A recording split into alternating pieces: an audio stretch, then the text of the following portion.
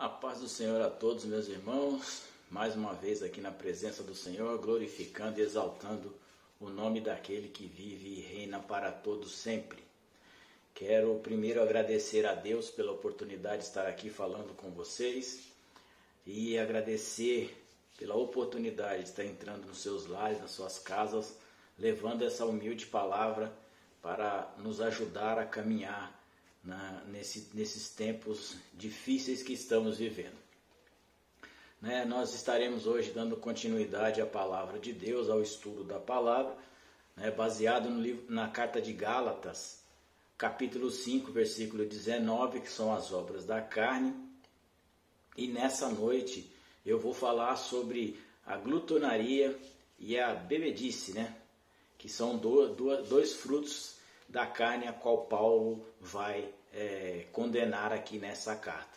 Mas antes de nós darmos início, façamos uma pequena oração em louvor e agradecimento ao Senhor. Amém? Aonde você estiver aí, puder, ore junto comigo neste momento em nome de Jesus. Senhor, em nome de Jesus, eu te agradeço e te louvo por esse dia. Obrigado pela tua presença, pela tua graça, pelo teu amor. Obrigado por me dar a oportunidade de entrar em cada lar, em cada casa, aonde for que esta voz e esta palavra consiga alcançar, que ela traga resultado, bons frutos, a salvação, a cura, a libertação e principalmente, Pai, a salvação que é em Cristo Jesus. Visita os lares, ó Pai, que tem esses distúrbios, Senhor. Visita esses lares que tem essas obras evidentes nas suas vidas, ó Pai. E liberta para o nome de Jesus ser glorificado. Abençoa a cada esposa, a cada marido, a cada filho, a cada pai, Senhor, a cada mãe. Em nome de Jesus, ó Deus, que a tua presença seja real no nosso meio. Abençoa a cada obreiro desta casa, a cada líder de departamento, a cada família aqui representada no Ministério Caminho é Cristo, cada pastor, cada presbítero, Senhor, cada evangelista, obreiros, sejam, Senhor, edificados e guardados na tua palavra. Essa noite seja uma noite de revelação, de conhecimento e de sabedoria para o nome de Jesus ser glorificado. Não a mim, ó Pai, mas a Ti toda a honra, toda a glória e todo louvor para todos sempre. Amém. Amém, meus amados? Eu vou ler o texto base aqui que nós estamos já praticamente encerrando este assunto, que está em Gálatas 5, capítulo 19, que diz assim: Ora, as obras da carne são conhecidas, são a prostituições, impurezas, lascívias, idolatria, feitiçaria, inimizades, porfias, ciúmes, ira, discórdias, dissensões, facções, invejas, bebedices e glutonaria, e coisas semelhantes a essa, a respeito das quais os declaro, como já outrora porventura, que não herdarão o reino dos céus a quem tais coisas praticam. Amém? Então, quando a gente fala de bebedeira, de bebedice, Paulo está citando o viver bêbado, alcoolizado. É aquela pessoa que não resiste ao álcool, que está passando dos limites, que bebe todos os dias e continua bebendo, e quanto mais bebe, mais precisa do álcool. O álcool ele tem um efeito meio que entorpecente, e ele acaba fazendo que as pessoas, por um momento, se esqueçam da realidade, por um momento acabem voltando ao normal depois de se embriagar e de ficarem bêbados, Infelizmente é uma droga, Nós sabemos disso, mas é uma droga lícita, Quer dizer, as pessoas podem consumir, podem beber, podem fazer o que lhe der vontade. Eu, tive a infelicidade, ou talvez a falta de sabedoria, de ter contato com álcool na minha vida muito cedo, A família vem lá dos antepassados, que tinha esse problema. com álcool, com bebidas, né? Então a gente vai, é como se fosse uma corrente, e só Jesus pode quebrar este elo. E aí você me pergunta, né? Mas, irmão, a Bíblia proíbe você de beber? Não. A Bíblia não proíbe você de beber. A Bíblia te proíbe de ficar bêbado. A Bíblia te proíbe de dar mau testemunho. A Bíblia te proíbe de o nome de Jesus não ser glorificado, ser blasfemado. A Bíblia te proíbe de você levar uma vida desregrada e destruir o seu corpo, porque o álcool ele acaba principalmente com o fígado, né, com o sistema digestivo da pessoa, né, quando ele é consumido em excesso e é bêbado, né, se acaba se tornando um alcoólatra. Infelizmente, muitos cristãos acham que isso não é pecado e vão continuar a sua vida assim, e acham que não tem nada a ver, mas se nós lêssemos um pouquinho a palavra de Deus, nós entenderíamos que nós não deveríamos dar mau testemunho. Como diz o apóstolo, né? Fugir da aparência do mal. Fugir. Não é para ficar perto. Só aparece que é mal, mas fuja, né? Não fique perto, né? Assim como o Salmo 1 diz, não se assenta na roda dos escarnecedores. São coisas, irmãos, que a Bíblia não proíbe você, mas são coisas que te impedem de ter um relacionamento próximo com Deus. São coisas que te impedem de chegar até Deus. Então, eu separei rapidamente aqui para não gastar muito tempo, né? Porque o nosso tempo para não ficar uma coisa muito longa, um vídeo muito longo. Então eu separei 3 personagens bíblicos aqui que tiveram alguns efeitos do álcool na sua vida, né? Tiveram algum efeito da ação do álcool em suas vidas. E você pode até parar para me perguntar, mas pregador, e o vinho que Jesus fez na festa em Caná da Galileia? Meu amado, aqueles são vinho sem fermentação. O que faz a bebida forte é a fermentação, é o álcool que acaba sendo extraído da planta, da fruta ou de qualquer outro cereal que você use para fazer tal situação. O que Jesus fez lá no casamento foi suco de uva e com certeza foi o melhor suco de uva que já teve nessa terra, né? Porque foi ele que fez. Se ele fez, então provavelmente foi o melhor e com certeza foi o melhor suco de uva que um noivo poderia dar em sua recepção. Mas, voltando às pessoas que nós estudamos aqui e lemos a Bíblia, eu, você, todos nós que costumamos ler a Bíblia, aprendemos a ler a Bíblia e gostamos de ler a Bíblia, nós encontramos, eu separei 3 personagens aqui que tiveram a influência do álcool em suas vidas, né? E Noé, né? Noé, Gênesis capítulo 9, o versículo 25 a seguir, né? A Bíblia diz que abaixam-se as águas, seca-se, Noé estaciona, a arca é estacionada, e como Noé era lavrador, ele planta uma vinha. E essa vinha, quando essa vinha frutifica, floresce, ele faz um vinho dela, né? Fermenta essa uva e acaba fazendo um vinho. E acaba bebendo e acaba ficando bêbado dentro da sua tenda, tira sua roupa e acaba dormindo bêbado, né? Porque geralmente a pessoa que é bêbada, que é o alcoólatra, ele não tem muita noção do que é certo, do que é errado, né?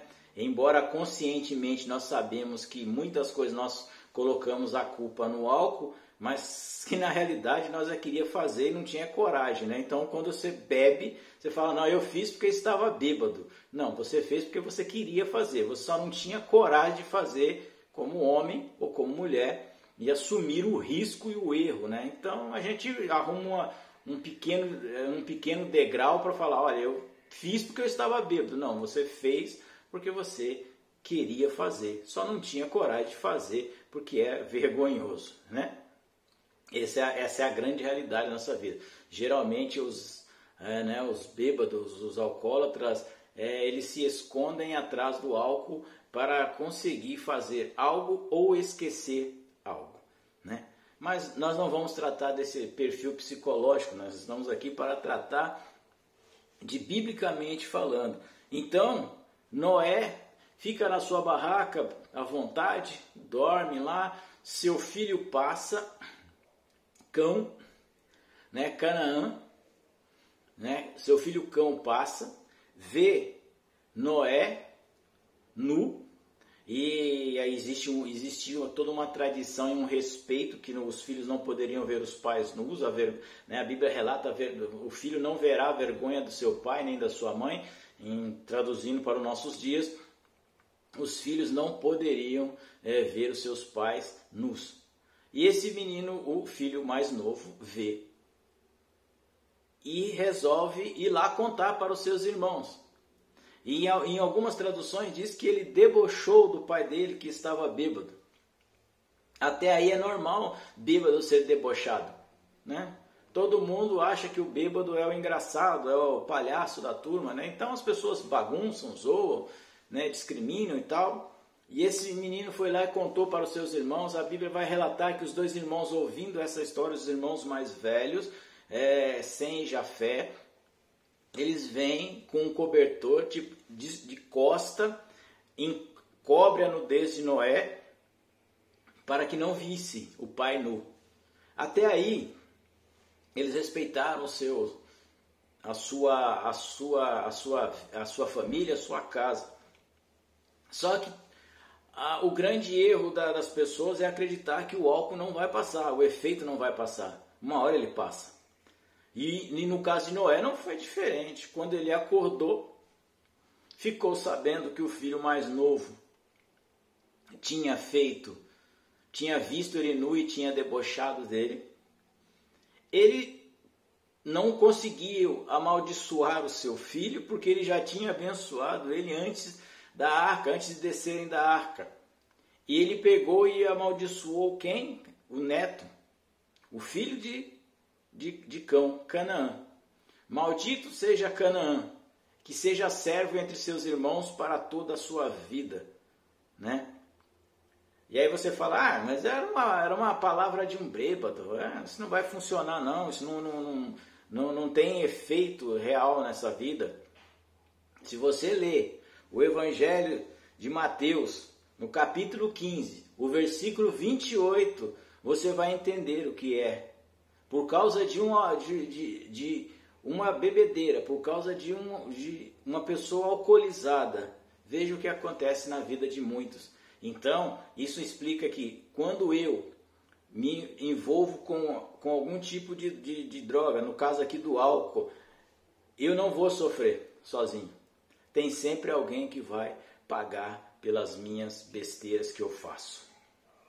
Então, você não pode esperar muito, né? E aí a Bíblia diz que Noé amaldiçoou. Quando Jesus, lá em Mateus, no capítulo 15, versículo 28, aquela mulher cananeia chega para Jesus e fala para ele, olha, minha filha está terrivelmente endemoniada. Jesus dá uma resposta para ela, irmãos, que nem eu e nem você queria ouvir. Ele fala, não tenho nada a ver com isso. Desculpa. Primeiro, ele nem respondeu ela. Segundo, os discípulos intercederam e falaram, pelo amor de Deus, ajuda essa mulher, fala com essa mulher aí, porque ela já tem um tempo que está falando ao nosso ouvido aqui, a gente não aguenta mais. E Jesus falou para ela, moça, não é lícito tirar dos filhos e dar para os cachorros. E a mulher responde a Jesus, muito sabiamente, diz, mas até os cachorrinhos comem das migalhas que caem da mesa do seu Senhor. E Jesus fala, por essa resposta tua filha está curada. Mas aquela mulher, ela recebeu o não de Jesus, não é por causa que Jesus, não, é porque até esse tempo, na vida daquela mulher, passadas-se várias gerações, o cananeu continuava amaldiçoado perante Deus. Por quê? Por causa de uma ação de um homem louco e irresponsável. que além de estar bêbado, amaldiçoou toda uma nação, toda uma geração, de geração em geração, aquilo foi passando. E essa mulher chega até Jesus na condição de amaldiçoada de Noé. E Jesus sabia dessa passagem. E Jesus conhecia o que Noé tinha feito. Agora, meus irmãos, preste bem atenção. Noé era um homem de Deus, viu? Justo. Apregoador da justiça. Por isso que eu falo, aí você me pergunta, por que nós não podemos estar aí bêbados por aí? Porque até mesmo os justos cometem injustiças com o efeito do álcool. Então, em nome de Jesus, sabe? Às vezes a nossa família, a gente tem, né, pessoas e que amaldiçoa e faz isso e faz aquilo. Que o sangue de Jesus possa nos cobrir e quebrar todas essas maldições em nome de Jesus. Sabe, eu paro para imaginar, né, a cara daquela mulher quando Jesus falou para ela que não era problema dele. Ela já tinha recebido a sua sentença e ela nem era culpada daquilo. Mas a maldição estava até aquele dia na vida daquela mulher e tantos outros que tinham. E se você parar para imaginar, você pensa, nossa, Noé fez isso, né? Se você ler a história de Ló, no capítulo 19, do versículo 30 ao 38, você vai encontrar outra coisa que o álcool faz. No caso de Noé, ele amaldiçoou gerações. No caso de Ló, ele criou maldições. É diferente, ele não amaldiçoou ninguém, ele apenas criou a maldição, né? A Bíblia vai relatar que Ló morava com a sua esposa e suas filhas em Sodoma e Gomorra, se tornou um homem bastante influente na cidade, né? Não era para ele estar lá, porque a campina é verde, mas o pecado também é bonito, né? E ele vai para aquele lugar e fica lá, e Deus fala que ia destruir todos os moradores daquela região. E o anjo vai lá, nossa, se você ler a história, né, claro, você vai encontrar a história dos anjos entrando na cidade, retirando retirando Ló, sobrinho de Abraão, e suas filhas e sua mulher. Suas filhas mais novas, virgens, né, porque ele tinha outras filhas que estavam casadas e essas mesmas pereceram na cidade de Sodoma e Gomorra. Então, quando você vê a mulher de Ló vai e volta e olha para trás, né, e vira uma estátua de sal, e eles continuam andando e vão embora, e eles vão morar numa cidade chamada Zoar. E chegando lá, ele com medo da população, ele vai para uma caverna, né? Porque ele tinha medo que as pessoas imaginassem que a culpa de Sodoma e Gomorra ter sido destruída era dele, né? Não era dele, mas ele ficou com medo e ele foi para aquela caverna e ficou lá morando lá por um tempo. Aqui eu vou trazer um conselho de Deus para a tua vida. Não é porque você enfrentou um problema ou está enfrentando um problema que você tem que estar na caverna. O lugar de caverna não é lugar para servo de Deus, não. Caverna é feita para outras coisas, menos para servo de Deus. Se você pegar a história da Bíblia, todas as vezes que os homens de Deus estiveram na caverna, é porque estavam com problema e Deus fala, sai daí que aí não é teu lugar. Então nosso lugar é perante o altar do Senhor, buscando a provisão de Deus. Mas até então, nada de normal, né? Porque leva suas filhas, tem medo e tal, porque aconteceu as coisas, sabia que aquela cidade era ruim também. E eles vão para aquele local, para aquela caverna, e o que acontece na mente daquelas duas jovens? Olha, não tem homem nessa região, parece que o mundo inteiro acabou. Para elas, aquele mundo tinha acabado, né? Não existia mais ninguém, né? Parece que ninguém ia querer casar com ela, nem nada, né? E o que elas fazem? Pegam o seu pai, enchem ele de vinho, dão para ele bebida, ele fica bêbado e elas pegam e acabam tendo relação, né? É um incesto, né? Que se trata na Bíblia e a Bíblia proíbe, de Gênesis e Apocalipse, né? E ela tendo aquele incesto, e a mais velha vai e gera um filho chamado Moabe, que vai dar linhagem aos Moabitas, que são uma grande desgraça na vida de Israel mais para frente. Para vocês terem noção, irmãos, esse povo, os moabitas, eles sacrificavam os filhos, né, a deuses, né? Então a filha mais velha vai, se deita com o pai, tem um filho com ele, e a mais nova faz a mesma coisa e tem um outro filho com ele, e viram os amonitas, outra desgraça na vida do povo de Deus. E ele vai, mora naquelas, os moabitas e os amonitas, para você ter noção, eles cultuavam ao deus Moloque. Esse deus exigia, em tempos, que filhos, crianças, fossem passadas, queimadas vivas em sacrifício a este Deus. Até o rei de Israel entrou nessa e queimou seu filho, né? O rei Manassés. Se você ler lá em 2 Reis, 2 Crônicas, você vai encontrar a história de Manassés, e a Bíblia diz que Manassés queimou seus filhos ao fogo, queimou eles como sacrifício, jogava a criança viva dentro de uma fornalha. Por que eu falei para você? Se Noé amaldiçoou seu filho, ao caso contrário de Ló criou uma maldição. Então, é um parâmetro para nós que temos essas coisas, sabe? Quando nós estamos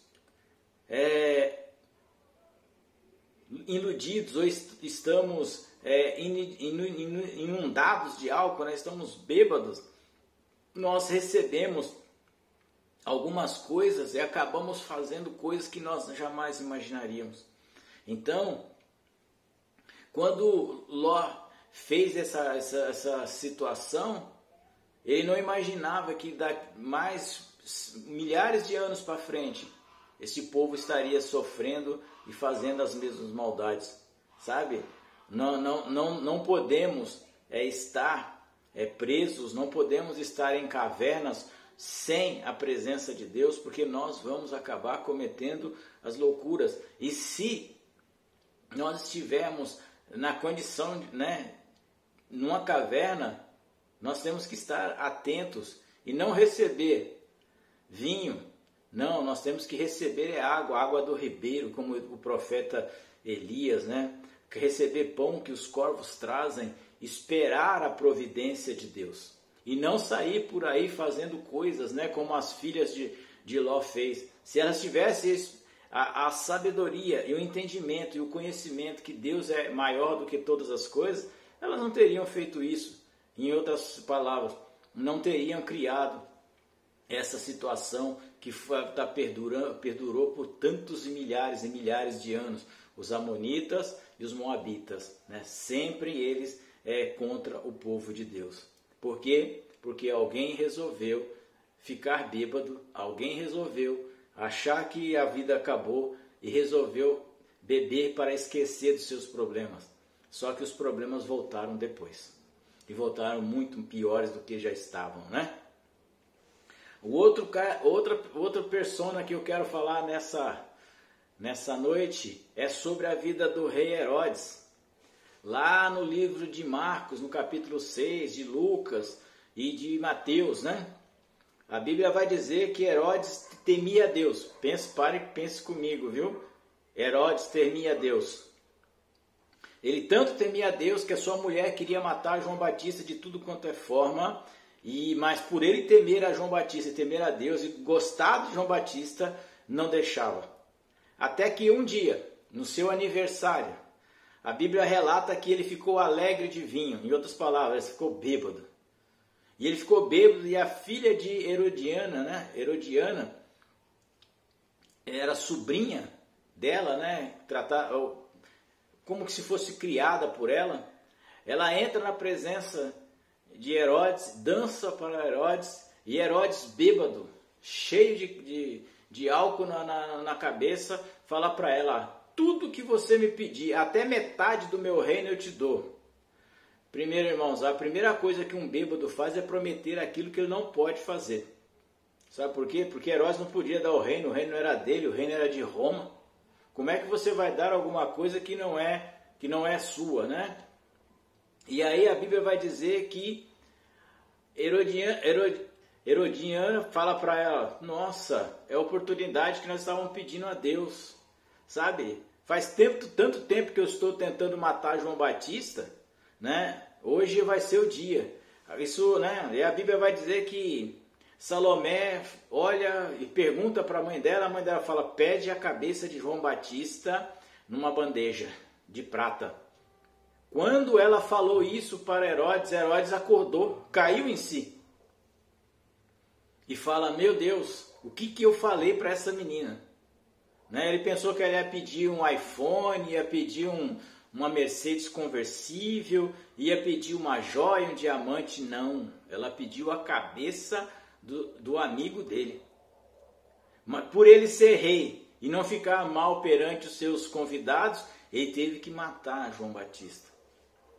Então, isso significa porque quando nós estamos na influência do álcool, nós acabamos contribuindo muitas vezes para estragar a vida de alguém que não tem nada a ver com a história.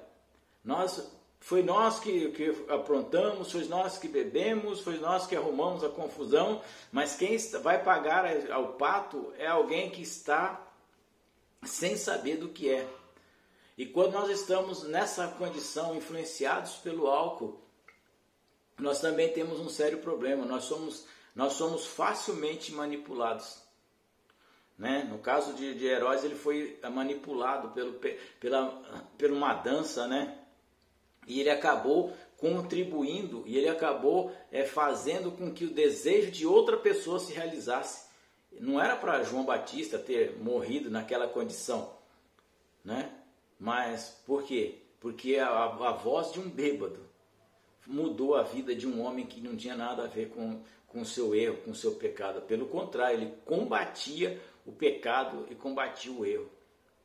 Se você pegar, temos tantos exemplos na Bíblia. Temos o rei Belsazar, lá no livro de Daniel. Tem exemplos, irmãos, que não faltam para nós corrermos da aparência do mal e corrermos do álcool. Temos uma vida limpa, direita diante de Deus, né?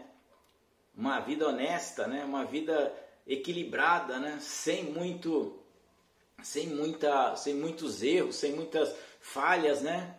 Se nós pararmos para imaginar hoje quantas pessoas morrem no trânsito porque algum motorista alcoolizado veio na contramão. Quantas mulheres morrem hoje porque homens alcoolizados chegam em casa e acabam matando as suas esposas, matando filhos. Quantas pessoas morrem ou ficam com sequelas gravíssimas em brigas em boteco, em bares, porque algum deles estavam bêbados ou os dois estavam bêbados. Nós temos que pensar nisso, irmãos.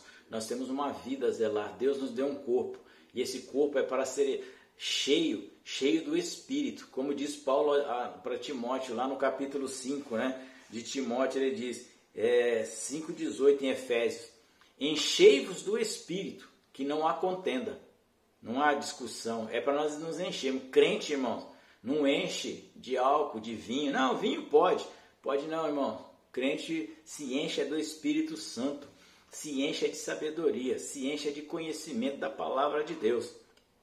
Pode parar com esse negócio, né? Ah, mas o pastor não vê, ninguém está vendo. Ninguém está vendo. Mas tem um Deus no céu que vê todas as coisas. Esse é o nosso maior problema. Quando nós achamos que não estamos sendo vistos, tem alguém que olha para nós com o olho como chamas de fogo, né? A glutonaria e a bebedice, elas andam de mão dadas, como as obras da carne falam, né? O que é a glutonaria? Glutonaria é o ato de comer incessantemente, né? É o desejo incontrolável de comer, né? Então, a gente para pensar, existe dois tipos, né? Existe o distúrbio alimentar, que é aquela pessoa que come compulsivamente. Isso é mental, é uma doença física, né? E existe aquela doença, e existe a compulsão espiritual por comida, que é uma coisa já que sai do controle da medicina. Quando Paulo descreve a glutonaria, ele está dizendo, assim como ele fala no fruto do Espírito, seja temperança, seja temperado, tenha temperança, seja moderado. Paulo está falando, olha, não participe, seja moderado, coma o suficiente, beba o suficiente, viva de uma maneira correta, viva de uma maneira tranquila, equilibrada, porque Paulo está escrevendo isso, irmãos, não é por causa de nada. Paulo está fazendo isso pela história dos romanos, dos soldados romanos, do povo romanos, né? Assim como tinha uma festa do Baco, né? Que na Grécia era Baco, em Roma é Dionísio, no Brasil é Zé Pilintra, se não for meu engano, né? Que são deuses que gostam de cachaça, gostam de álcool, né?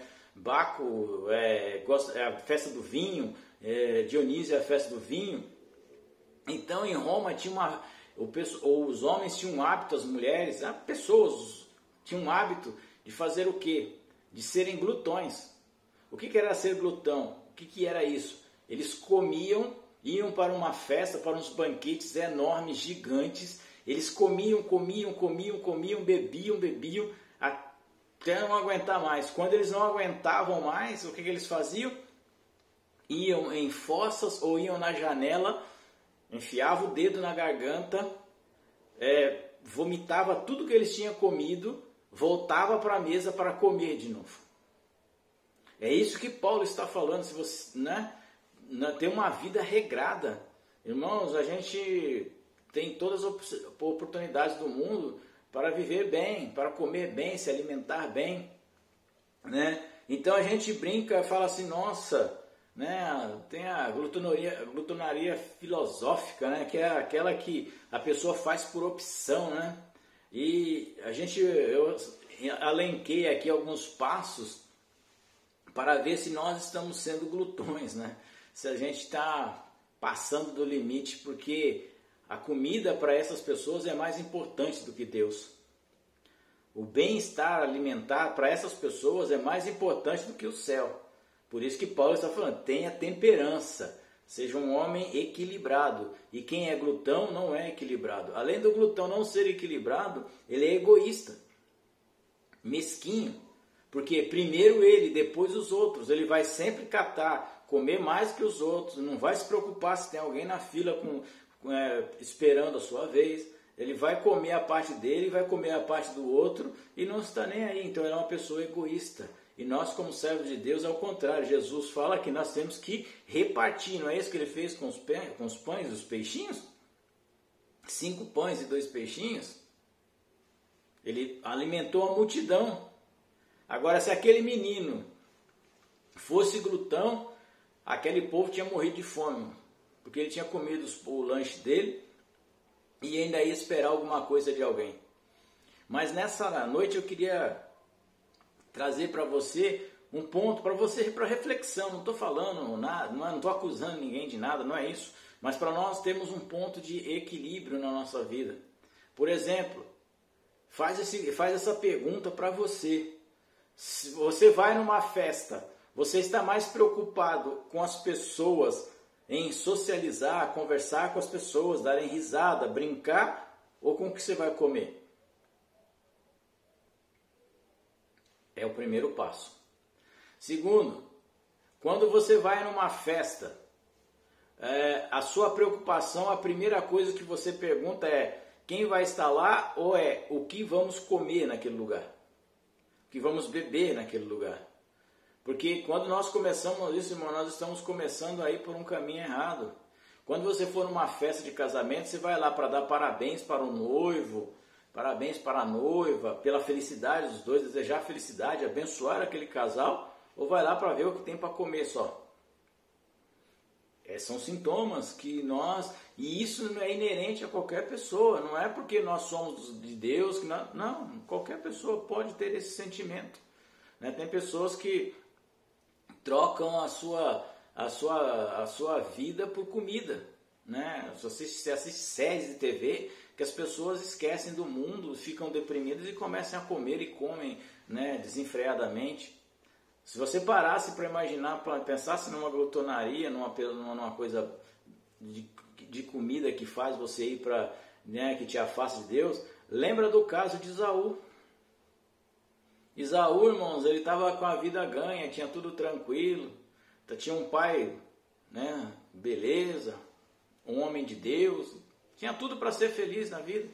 Mas Esaú vende o seu direito à primogenitura por um prato de sopa. Né? E muito crente fala isso. Tem muito irmão vendendo a sua bênção por um prato de sopa, né? Por um prato de comida. Então, quer dizer, a pessoa troca a salvação de Deus por um prato de comida. A pessoa troca um culto à casa do Senhor. Agora essa é para você de hoje, tá? Você que troca um culto à casa do Senhor, né, no domingo, por um churrasco, é bom você começar a rever os seus conceitos. Se você troca a obra de Deus por um almoço, é bom você rever os seus conceitos.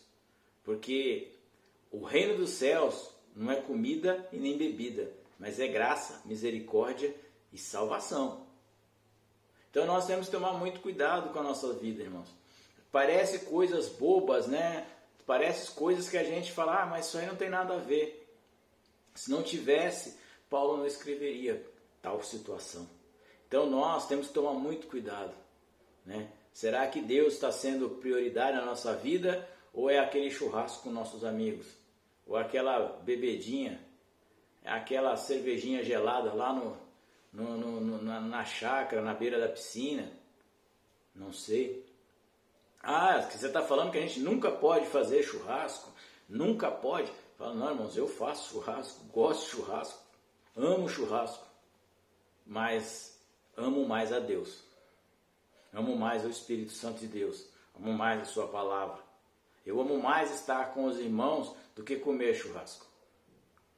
Né? Embora o churrasco seja bom, mas quando a gente está com nossos irmãos, aqueles amados irmãos em Cristo, a gente pode comer um pedacinho de carne qualquer e se divertir e se alegrar o dia inteiro. Porque a gente não está lá pela comida, a gente está lá pelo irmão, pela comunhão, pelo Espírito Santo de Deus. Então, pensa nesses 2 episódios que nós te falamos hoje. Pensa bem, será que tem alguma raizinha aí no coração aí, né? Será que tem algum sentimentozinho aí, né?